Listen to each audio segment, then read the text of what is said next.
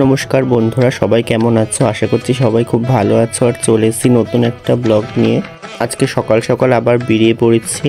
আর আজকে চলে গেছিলাম আমাদের ঠাকুরনগর ঠাকুর বাড়িতে। আর আজকে সকাল থেকে এত রোদ্দুর যে আমাকে ছাতা নিয়ে বেরোতে হলো। ঠাকুরনগর ঠাকুর বাড়ি তোমরা হয়তো অনেকেই চিনবে, যারা বিশেষ করে বনগাঁ ও শিয়ালদা লাইনে থাকো। আর চিনবে বললাম তার কারণ আমাদের ঠাকুরনগরে কিন্তু প্রত্যেক বছর প্রচুর বড় একটা মেলা হয়। তোমরা কে কে ঠাকুরনগর মেলায় এসে তোমাদের কেমন এক্সপিরিয়েন্স হয়েছে একটা কমেন্ট করে কিন্তু অবশ্যই জানিও। নেক্সট টাইম আমার আসার ইচ্ছা আছে, দেখা যাক, আসলে তো ভিডিও আসবেই। চলো তাহলে যাওয়া যাক ঠাকুরনগর ঠাকুর বাড়ি। এই তো বন্ধুরা, আমার বাড়ি থেকে টোটো ধরে চলে আসলাম আমাদের হাবড়া স্টেশন। আর একটা যেটা হচ্ছে আমাদের হাবড়া স্টেশনের পাশে তোমরা অনেক রকম দোকান পেয়ে যাবে। আর এই যে বন্ধুরা, সেই ফেমাস বাচ্চা বিরিয়ানির দোকান। তোমরা কে কে বাচ্চা বিরিয়ানির দোকান থেকে বিরিয়ানি খেয়েছো সবাই কমেন্টে জানাবে। আর এই তো বন্ধুরা চলে আসলাম স্টেশন। আমার ট্রেনটা কিছুক্ষণ পরেই আসবে। চারপাশটা তোমাদের দেখাই। আজকে প্রচুর রোদ হচ্ছে, প্রচুর গরম লাগছে বন্ধুরা। আর এই তো তোমাদের সাথে কথা বলতে বলতে আবার ট্রেনটা চলে আসলো। তো চলো এবার তাহলে দেখা হচ্ছে ঠাকুরনগর নেমে।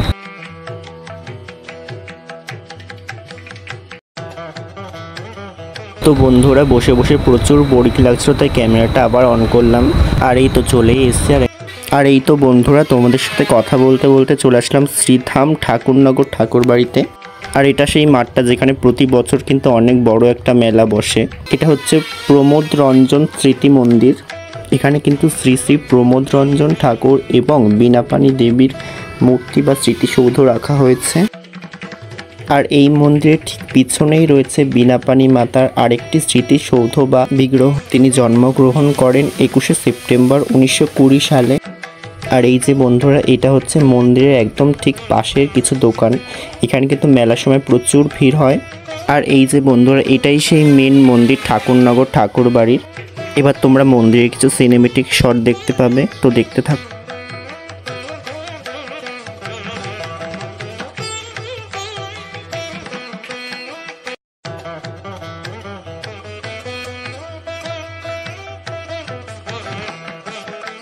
আর এই যে দেখো বন্ধুরা, এখানে কিন্তু বসে আছে হরিচাঁদ এবং তার স্ত্রী শান্তিমাতা।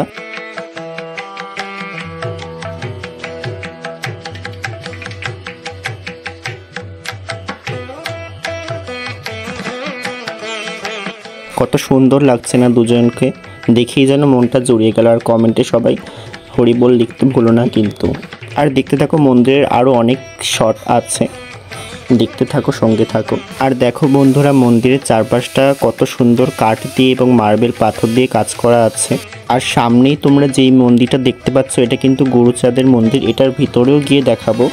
এবার দেখো মন্দিরের চারপাশের যেই দৃশ্যটা সেটা দেখাচ্ছি তোমাদেরকে। চারপাশে কিন্তু অনেকটা বড় জায়গা রয়েছে। আর এখানে মেলার সময় অনেক ভিড় হয়, যেহেতু মেলার ফুটেজগুলো আমার কাছে নেই তাই দেখাতে পাচ্ছি না। আর মন্দিরের ঠিক পাশেই কিন্তু রয়েছে গাদিঘর এবং দ্বাদশ পাগল মন্দির। আর এই যে বন্ধুরা, এটা হচ্ছে কামনা সাগর। একটা প্রচলিত কথা আছে, সেটা হচ্ছে এখানে ভক্তরা নিজের মনস্কামনা নিয়ে স্নান করলে তাদের নাকি মনস্কামনা পূর্ণ হয়ে যায়। আর এখানে মেলার সময় কিন্তু প্রচুর লোক একসাথে স্নান করে। সাগরের তিন পাশটা কিন্তু পুরোটা সিঁড়ি দিয়ে ঘেরা। এখানে অনেক সিঁড়ি আছে, যেহেতু জলটা এখন অনেক বেশি, কদিন বৃষ্টি হচ্ছে সেই জন্য দেখা যাচ্ছে না, কিন্তু এখানে অনেক সিঁড়ি আছে।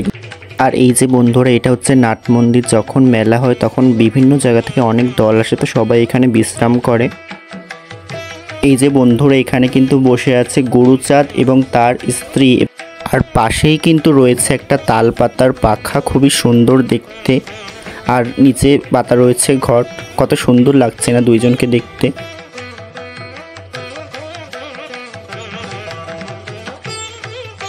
তারপর এই তো বন্ধুরা, এবার বাড়ি যাওয়ার পালা।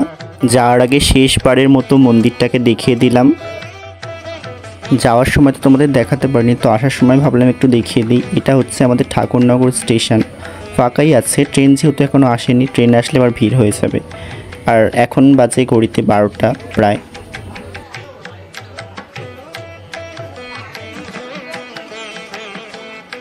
আর তোমাদের সাথে কথা বলতে বলতে আমার ট্রেনটা চলে আসলো। ট্রেনে বসে পড়লাম বাড়ি যাওয়ার উদ্দেশ্যে। আর এই তো বন্ধুরা, তোমাদের সাথে কথা বলতে বলতে চলে আসলাম আমাদের হাবড়া স্টেশনে। তো আজকের ভিডিওটা এই অবধি, দেখা হচ্ছে নতুন কোনো একটা ভিডিওতে।